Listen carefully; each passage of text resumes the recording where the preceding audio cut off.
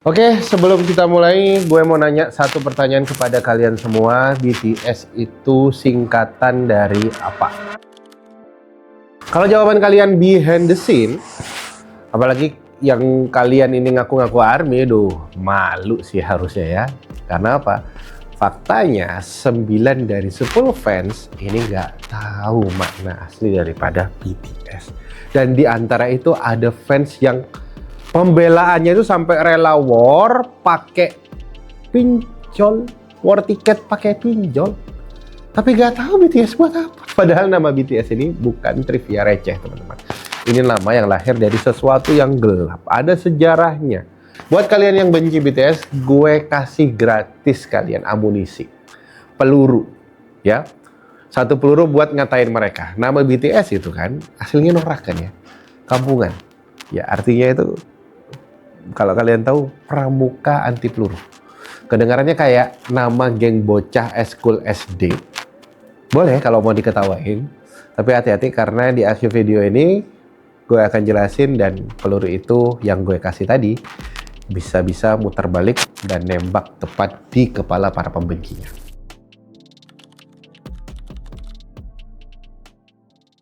Dimulai tahun 2008, krisis finansial global terjadi termasuk di Korea. Lalu pengangguran anak muda Korea ini naik, harga rumah makin gila, dan para orang tua yang mengharapkan kehidupan anak-anaknya selamat dan ingin lebih baik daripada mereka, tanpa sadar justru makin memperparah keadaan.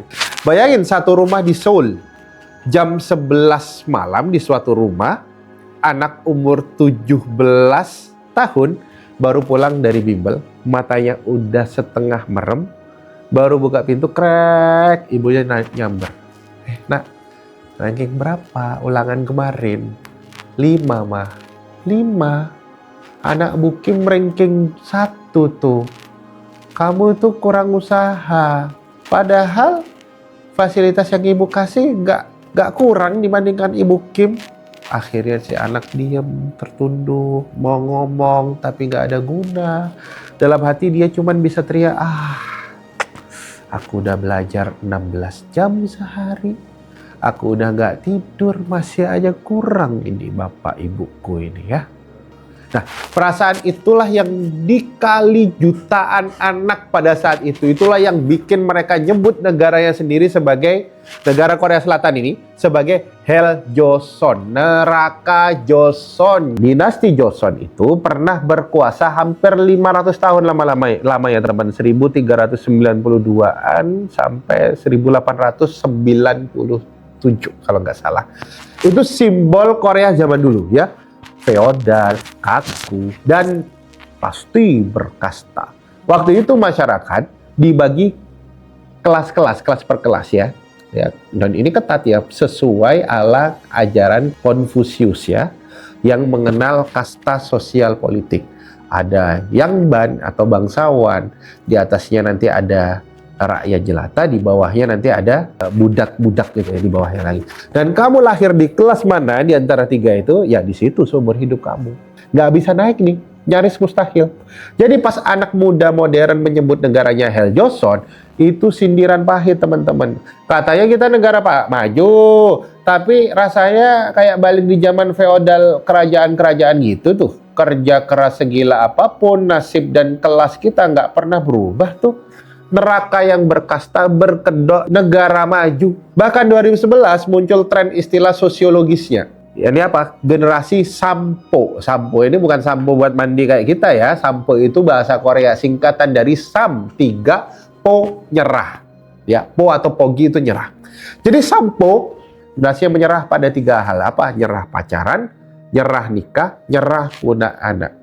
Saking berat sekedar bertahan hidup. Tanggung hidup sendiri aja udah berat, apalagi nambah pasangan, nambah keluarga, nambah istri, nambah anak. Aduh, nggak kuat kita hidup di sini, ini neraka. Ini udahlah hidup sendiri aja lah. Lalu 2015 eskalasinya memuncak lagi.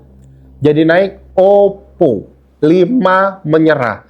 Tambah nyerah beli rumah, dan nyerah punya teman atau punya relasi. Aduh. Selesai enggak, naik lagi ke Cilpo, 7 menyerah, tambahin nyerah cari kerja, Dan nyerah punya harapan atau mimpi. Punya harapan aja nyerah, teman-teman. Ini depresi besar-besaran nih di Korea pada saat itu ya. Itu udah kayak mentok kan sebenarnya ya. Harapannya kagak ada. Tapi ternyata masih bisa naik jadi NPO. Artinya nyerah pada entah berapa banyak hal pun saking numpuknya sudah final di situ. Tidak, teman-teman. 2016 dan sesudahnya tangganya makin gelap jadi gupo. 9 nyerah. Ya, walaupun nggak separah NPO sih kalau secara nama ya, nambah nyerah kesehatan dan penampilan. Tapi berhenti di situ enggak, sampai jadi OnePo, menyerah total terhadap apapun. Dan ini bukan perasaan doang teman-teman, ini mewujud pada angka yang mengerikan. Korea Selatan itu negara dengan tingkat BTTT diri tertinggi di seluruh OECD, Organization for Economic Cooperation and Development, kumpulan negara-negara maju. Di sana BTTT diri ini adalah penyebab kematian nomor 1 buat usia 10 sampai 39 tahun. Bahkan 2022 lebih dari setengah kematian anak usia 20-an disebabkan B diri itu. Dan buat remaja 2023 tembus rekor tertinggi sepanjang sejarah. Kenapa? Hampir sepertiga nyebut alasan yang sama persis kayak anak tadi yang kita kisahkan dalam dialog imajiner tadi. Tekanan nilai dan ujian masuk kampus sampai seorang guru di sana ngomong nilai di tahun pertama bobotnya gede banget. Satu kesalahan kecil di awal berasa mustahil buat diperbaiki. Ini kan matahin mental banget ya. Satu kesalahan dan kamu ngerasa hidupmu tamat. Sekolah yang harusnya tempat tumbuh, berkembang, belajar dari kesalahan malah jadi panggung eksekusi yang tidak pernah mengenal kata ampun dari kesalahan kecil. Dan pelurunya bukan timah teman-teman. Peluru eksekusi ini bukan timah, tapi omongan, judgement. Kalimat, kamu kurang, kamu gagal, kamu gak akan jadi apa-apa. Dar, der, dor.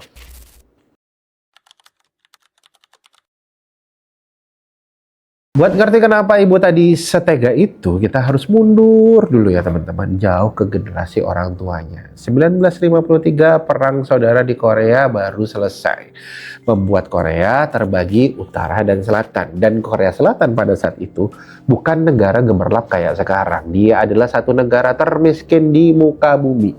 Hancur, rata sama tanah, pendapatannya rata-rata orang cuma sekitar $100 teman-teman. Bayangin satu gubuk tahun 1960-an. Seorang nenek waktu itu masih ibu muda, tangannya kapalan, nyuapin bubur encer ke anak perempuannya yang masih kurus. Sambil nahan nangis bisikin, nak, emak gak sekolah, emak cuma bisa ngasih kamu satu. Ya, satu pesan, belajar yang keras supaya gak kayak emak. Supaya kamu hidupmu gak kayak bapak. Biar kamu gak makan bubur kayak emak, biar kamu keluar dari sini ya nak ya. Anak perempuan kecil itu memegang omongan itu seumur hidupnya. Dan dari dengerin ini, generasi itu berhasil ternyata. Dalam waktu yang singkat, Korea meroket dari negara miskin jadi negara maju. Walaupun faktornya banyak, tapi yang dipahami sama generasi ini, itu adalah hasil kerja keras mereka ya. Pahami itu ya. Ekonominya naik gila-gilaan. Dari 1960-an sampai 1990-an, dunia nyebut lonjakan ajaib ini, menamai mereka sebagai generasi keajaiban Sungai Han. Sungai Han atau Hanggang itu, ya, Hangang itu sungai besar yang ngebelah kota Seoul, ibu kota Korea Selatan ya. Dia ngalir dari timur ke barat, memotong tengah kota jadi dua, utara sungai dan selatan sungai. Jadi bagi orang sana sungai itu kayak jantungnya Seoul.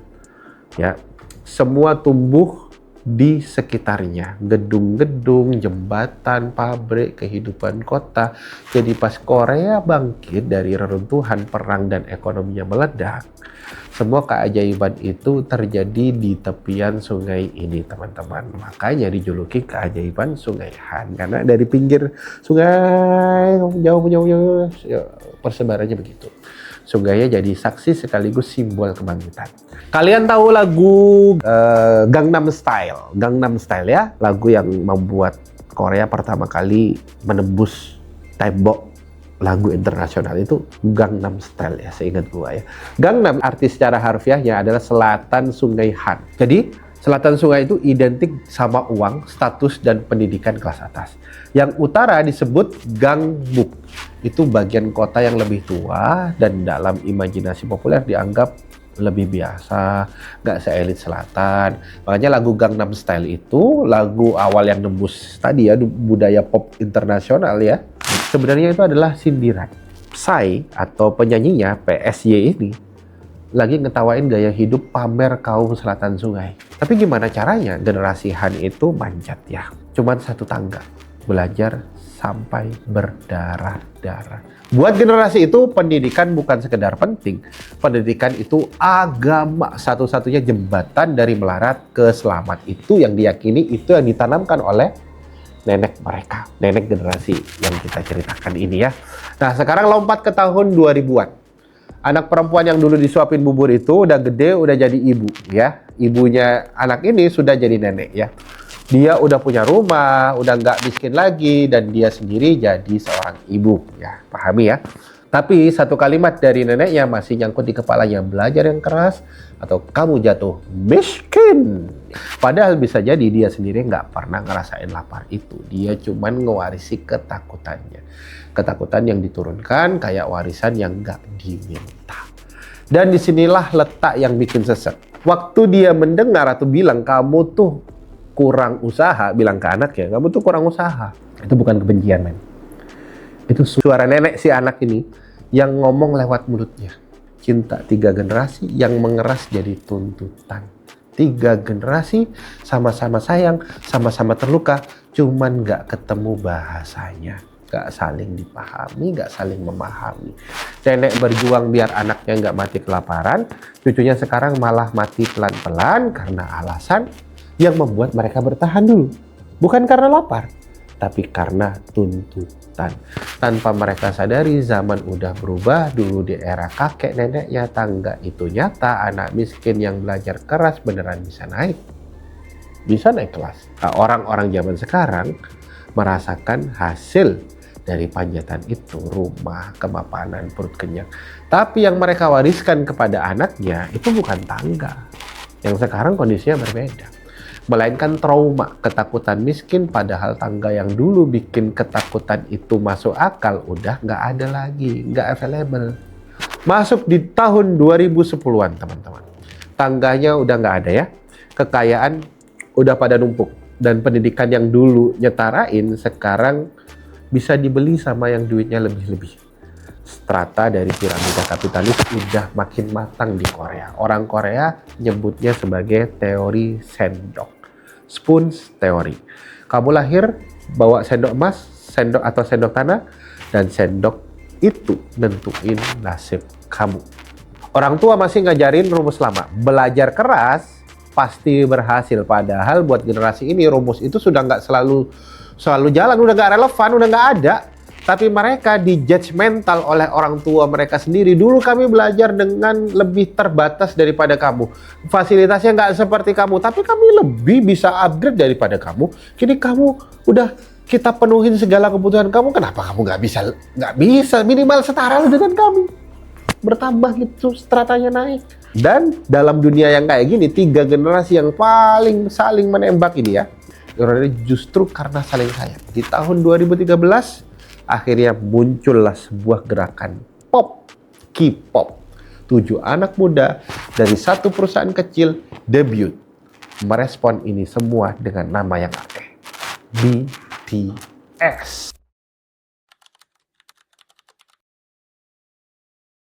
BTS itu sejatinya adalah singkatan dari Bangtan Sonyeondan, artinya bulat Bulletproof Boy Scout. Pasukan muda anti peluru. Anti peluru bang, ya anti peluru. Jadi gini filosofinya ya. Bang Tan itu hadir untuk nahan peluru pakai rompi tentara. Ya, seperti semacam rompi tentara bagi anak muda yang tiap hari ngerasa mereka sudah di dar-der-dor, udah ditembakin lah, udah kayak dinerakain. Dan tembaknya bukan timah ya, tadi kita sudah jelasin, tapi stereotipnya, kritiknya, ekspektasinya yang bikin mereka nggak tahan, yang bikin mereka itu mudah menyerah terhadap segala hal. Jadi biar mereka bisa bertahan, melanjutkan hidup, bisa survive, punya motivasi, ya bahkan hidup pun berharap pun mereka udah nyerah untuk berharap ya, supaya harapan itu tetap tumbuh. Padahal harapan itu adalah inti daripada kehidupan kita berjalan atau berhenti ya. Maka mesti di logika BTS padahal mesti ada yang berdiri di depan mereka, masang rompi, nahan tembakan itu supaya mimpi anak muda nggak mati sebelum sempat hidup. Dan perusahaannya bukan raksasa pada saat itu. Yang ngelihat peluang ini, nama perusahaannya Big Hit. Waktu itu kecil men, nggak kayak sekarang, nyaris bangkrut bahkan. Di industri yang dikuasai oleh 3 raksasa, Big Hit, SM Entertainment, YG Entertainment, JYP Entertainment. BTS ini kayak apa ya? Anak bawang gitu ya, underdog. Ya, seperti Daud di hadapan para Goliat. Burung kecil di hadapan para bangau yang raksasa. Nama BTS itu muncul bukan gaya-gayaan teman-teman. Itu pernyataan sikap dari yang paling lemah buat yang paling tertekan. Dan makna anti peluru itu nyambung ke fansnya. Fansnya dinamain ARMY, ya artinya tentara. Karena kalau Bang Tan udah pasangin rompi anti peluru kamu, ya kamu resmi otomatis jadi tentara yang kuat, kebal sama tembak-tembakan itu. Kamu jadi nggak layak menyerah itu maksudnya. Bahkan logonya yang awal 2013 itu kan bentuknya literally rompi anti peluru ya. Di tahun 2017 diubah jadi 2 pintu ya. Pintu untuk BTS membuka keluar, pintu untuk ARMY ngebuka ke dalam. Dan kalau disatuin, mereka bisa jadi perisai yang utuh. Pesannya, kami nggak lengkap tanpa kalian, kami ada untuk kalian, kami dan kalian membentuk relasi yang saling melindungi. Dan mereka nyiptain satu kata buat ikatan ini, Borahae, I purple you. Aku mengungui kamu. Aslinya aku cinta kamu dalam bahasa Korea ya, saranghae. Aslinya itu. Jadi mereka otak-atik kata sarang, cinta diganti bora atau ungu. Lahirlah Borahae. I purple you, aku mencintaimu dengan cinta yang ungu kepadamu. Kenapa ungu bang? Nih gue jelasin. Coba ingat urutan warna pelangi ya. Mejiku hibiniu, merah, jingga, kuning, hijau, biru, nila, baru ungu. Ungu itu warna paling ujung, paling bawah, paling dalam, paling dasar. Warna terakhir yang bisa ditangkap mata manusia sebelum cahayanya menghilang. Jadi pas mereka bilang aku mengungui kamu, maksudnya aku mencintaimu dengan cinta yang paling dalam, laksana keindahan pelangi yang sampai kepada versi warna yang paling terakhirnya. Bukan cinta yang berhenti di tengah pelangi, tapi cinta yang bertahan sampai warna terakhir, sampai ujung, sampai habis, sampai gak ada lagi yang tersisa. Dan ada satu lagi, sepanjang sejarah ungu itu warna yang paling langka, paling mahal ya. Dulu cuma Raja Korea yang boleh pakai warna itu. Ya, pewarnanya itu makainya paling boros lah.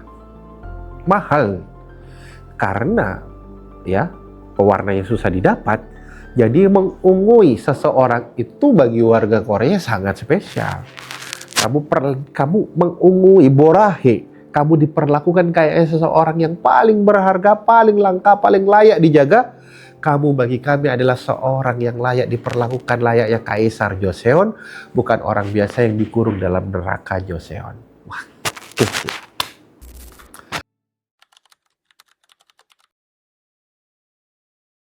Kamu mungkin mikir ya, itu kan di Korea bang, di sini mah aman, ngapain kok orang-orang Indonesia itu kepo, FOMO, ikut-ikutan suka sama BTS. Bentar. Karena benang merahnya bukan di Korea ya teman-teman. Benang merahnya adalah di manusia. Peluru yang sama nggak terkecuali di negara kita itu ada juga. Cuman bentuknya nggak kembar identik. Sekarang dia berbentuk contoh di Indonesia ya, atau dimanapun itu. Bentuknya layar HP. Foto orang liburan, foto orang wisuda, foto orang beli mobil, foto orang nembak, idamannya lalu diterima, video orang nikah, video orang pacaran, video orang bangun rumah atau beli rumah, dan lain-lain sebagainya. Dan di kepala muncul suara, kok mereka begitu sedangkan gue gini-gini aja ya, umur segini gue punya apaan ya, pencapaian gue apa ya. Tiap usapan jempol, satu peluru kecil ke harga diri kamu, dar, nancep. Otak kita emang gitu. Kita ngukur diri kita sendiri, gue di mana dengan social comparison. Ngebandingin diri ke orang lain. Kalau penggunaannya tepat, hasilnya positif. Tapi ini banyak negatifnya. Sekarang kita itu, ya, kalau dulu kita ngebandinginnya dengan orang satu kampung, dengan orang satu gang, dengan orang satu kelas, satu kelompok, ya, satu temen nongkrong. Sekarang sama miliaran orang yang lagi nampilin versi terbaiknya yang udah diedit, teman-teman. Udah dipilih, difilter, dan diedit. Di seluruh dunia tanpa batas. Ya jelas kamu selalu ngerasa kalah dong. Dan angkanya rata. Survei nasional INAMHS, Indonesia National Adolescents Mental Health Survey, 1 dari 3 remaja Indonesia setara 15,5 juta anak punya minimal 1 masalah kesehatan mental. 1 dari 3. Lihat kanan kiri kamu, 3 berarti 1-nya ada problem mental. Jadi peluru yang nembakin anak Korea tadi juga nembakin anak-anak Indonesia kita. Sekitar kita, kawan-kawan kita. Bedanya cuma bahasa. Itulah kenapa BTS itu relate banget sama anak di sini, bahkan di dunia. Bahkan di Indonesia sendiri jadi poros AMD terbesar di dunia. Pernah 1, sekarang nomor 2 setelah Brazil. Kalau nggak salah ya. Coba buka kolom komentar ya. Di video BTS manapun, acak aja dah, acak aja. Ya, gue berani bertaruh. Kamu bakal nemuin ratusan ribu pengakuan yang bunyinya mirip. Aku hampir nyerah, aku hampir ngelepas semuanya, tapi satu lagu mereka narik aku kembali. Aku masih di sini gara-gara BTS. Ini bukan lebay ya, ini bukan lebay. Ini bukti secara ilmiah bahwa sebuah lagu beneran bisa narik nyawa balik.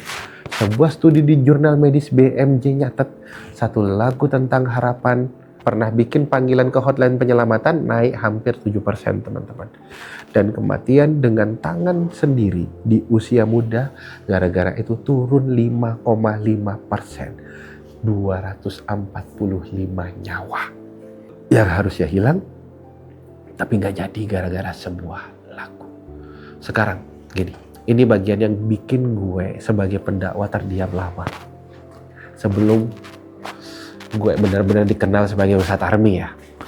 Banyak dari anak-anak muda ini, mereka batal ngelepas hidupnya bukan karena dengerin ceramah Ustadz sekeren, bukan karena Ustadz sekeren apapun. Jarang sekali gue dengerin curhat para jamaah atau orang random. Bukan karena nasihat orang tua. Bukan pula karena ayat kitab suci yang mereka sendiri punya di rumahnya. Bukan karena, disclaimer ya, bukan karena kitab sucinya gak sebagus lagu manusia, enggak. Tapi bisa jadi karena deliverynya, packagingnya, dan banyak-banyak faktor lah. Kok bisa? Dalil semulia Al-Quran dan hadis, bagi sebagian orang kalah telak oleh sebuah lagu pop dari bahasa yang mereka gak kenali. Dari 7 orang Korea. Yang mungkin mereka gak pernah tahu nama mereka dan apa yang dibicarakannya. Ya, pendengarnya gak ngerti. Ini 7 orang kok mukanya sama aja, dia gak ngerti. Di bahasa Korea ini apa ini maknanya ya. Kok bisa mereka ini narik orang-orang yang nyaris berhenti berharap itu dari jurang putus asa itu. Sebuah lagu. Bukan Tuhan yang mereka sembah tiap minggu ini. Ya. Ini bukan doa yang menghentikan, lagu. Yang membuat seseorang itu menjalankan ayat Qul ya ibadiyalladzina asrafu ala anfusihim la taqnatu mir rahmatillah. Jangan putus asa sama rahmat Allah separah apapun hidupmu, sebanyak apapun dosamu. Tapi justru terrealisasikan ayat itu gara-gara lagu. Itu yang bikin gue berpikir berkali-kali, teman-teman. Lagu yang nolongin kamu di malam tergelapmu itu nyata. Dan itu berharga. Tapi coba gue tanya satu hal, jujur. Anggaplah lagu itu narik kamu balik dari tepi jurang yang kamu hampir lompat dari situ. Tapi apakah dia bisa nyembuhin akar alasan kenapa kamu berdiri di pinggir itu? Atau dia cuman nahan kamu sampai ke lagu berikutnya, sampai kamu adiksi, sampai kamu kecanduan? Atau hanya sekedar menciptakan ketergantungan demi kepentingan material? Gak ada yang tahu.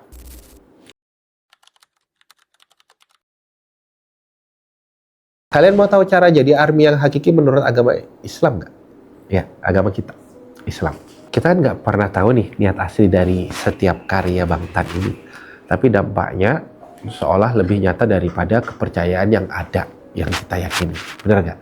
Namun gue mau kasih kalian sebuah kisah di mana kalimat yang lurus dan niat yang jernih pernah menjadi penyembuh mental hingga akar-akarnya. Satu potret gue coba ambil ya, misalkan di perang Uhud.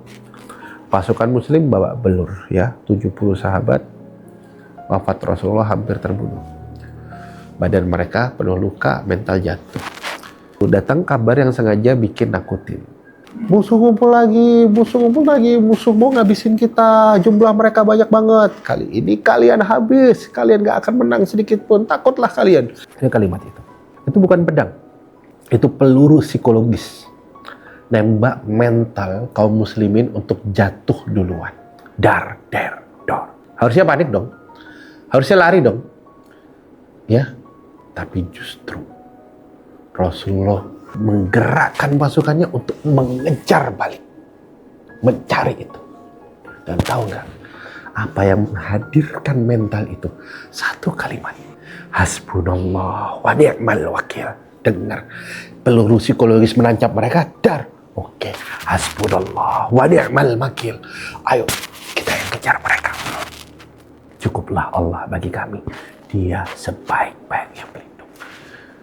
Dan mereka pun akhirnya pulang tanpa satu gores luka tambahan. Dan musuhnya pun salah mengira. Seolah-olah mereka musuh kaum muslimin ini masih kuat. Padahal ya, kondisi mereka sebagaimana apa yang disangkakan oleh musuh babak belur. Inilah yang ngebikin para sejarawan berbeda pendapat di perang Uhud ini sebenarnya imbang, kalah, atau menang. Nah, ini yang bikin berbeda. Tapi rasain ini secara filosofis dari Rasulullah dengan filosofis yang dibawa oleh BTS. Masang rompi, nahan tembakan, bedanya rompi yang dari Rasulullah adalah rompi yang nggak bisa didapat dari lagu manapun. Dengan segala kehebatannya BTS, ya, ada satu yang nggak dia punyai. Di kalimat Rasulullah itu, Al-Quran menyempurnakan kalimat hasbunallah wa ni'mal wakil dengan kalimat ni'mal maula wa ni'man nasir. Dia sebaik-baiknya pelindung dan hanya dia sebaik-baiknya penolong.